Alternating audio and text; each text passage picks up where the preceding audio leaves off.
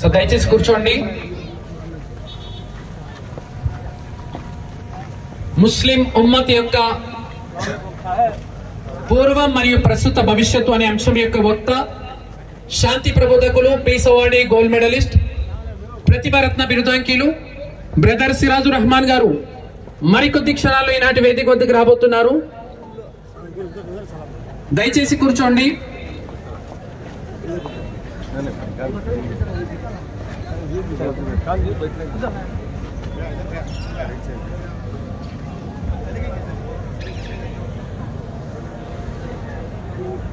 ఈనాటి ముఖ్య అతిథి ఇక్కడికి రావడం జరిగింది. దయచేసి కూర్చోండి. మీరందరూ కూర్చున్నట్లయితే ఈనాటి కార్యక్రమం ప్రారంభించడం జరుగుతుంది. ముందుగా ఖురాన్ తిలావత్తు. దయచేసి సహకరించండి, అందరూ కూర్చోవాలి. సో చాలా మంది బ్యాక్ సైడ్ నుంచోని ఉన్నారు, కూర్చోవాలి.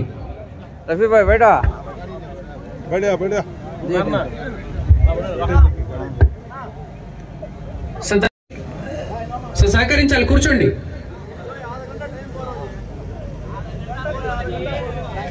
సార్ కూర్చోండి ఒకసారి దయచేసి. అబ్దుల్ రజాక్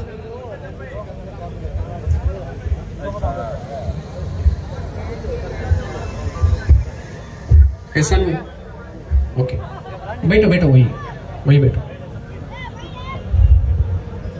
సో దయచేసి కూర్చోండి. ఇప్పుడు ప్రారంభించడం జరుగుతుంది ఈనాటి కార్యక్రమం.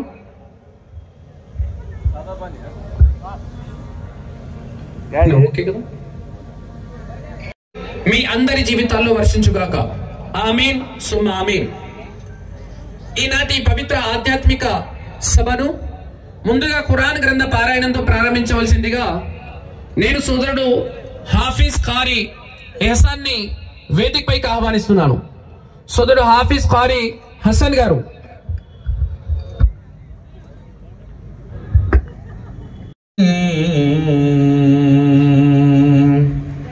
బిస్మిల్లాహిర్ రహ్మానిర్ రహీం.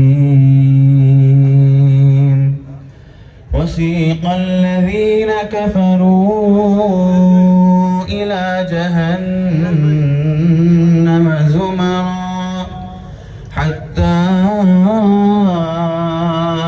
ఇదా జాఊహా ఫుతిహత్ అబ్వాబుహా وقال لهم خزنتها ألم يأتكم رسل منكم يتلون عليكم آيات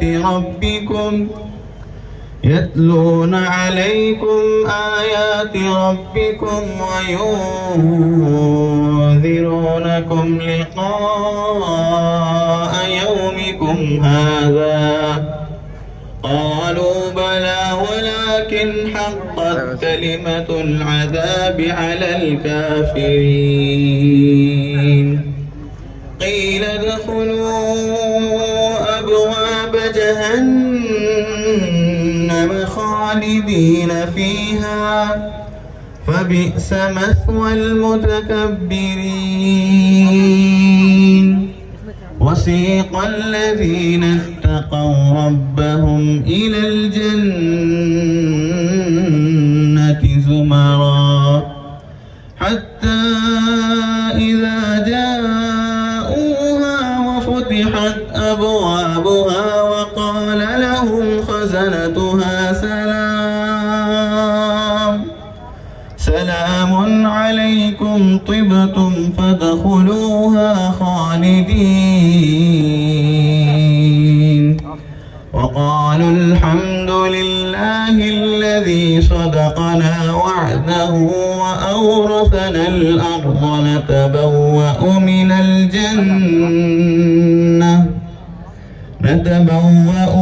الجنة حيث نشاء فنعم أجر العاملين. وترى الملائكة الملائكة حافين من حول العرش وترى الملائكة حافين من حول العرش يسبحون بحمد ربهم وقضي بينهم بالحق وقيل الحمد لله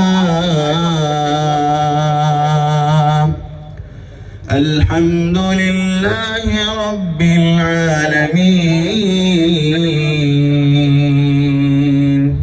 ترجمہ: کافروں کے گروہ جہنم کی طرف ہنکائے جائیں گے.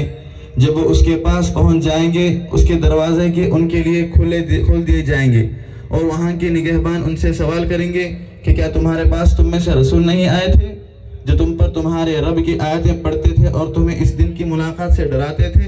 یہ جواب دیں گے کہ ہاں درست ہے، لیکن عذاب کا حکم کافروں پر ثابت ہو گیا. کہا جائے گا کہ اب جہنم کے دروازوں میں داخل ہو جاؤ جہاں ہمیشہ رہیں گے. بس سرکشوں کا ٹھکانہ بہت ہی برا ہے. اور جو لوگ اپنے رب سے ڈرتے تھے ان کے گروہ جنت کی طرف روانہ کیے جائیں گے، یہاں تک کہ جب اس کے پاس آ جائیں گے اور دروازے کھول دیے جائیں گے اور وہاں کی نگہبان ان سے کہیں گے تم پر سلام ہو، تم خوشحال رہو، تم اس میں ہمیشہ کے لیے چلے جاؤ. یہ کہیں گے کہ اللہ کا شکر ہے کہ جس نے ہم سے اپنا وعدہ پورا کیا اور ہمیں اس زمین کا وارث بنا دیا کہ جنت میں جہاں چاہے مقام کرے. بس عمل کرنے والوں کو کیا ہی اچھا بدلہ ہے. اور تو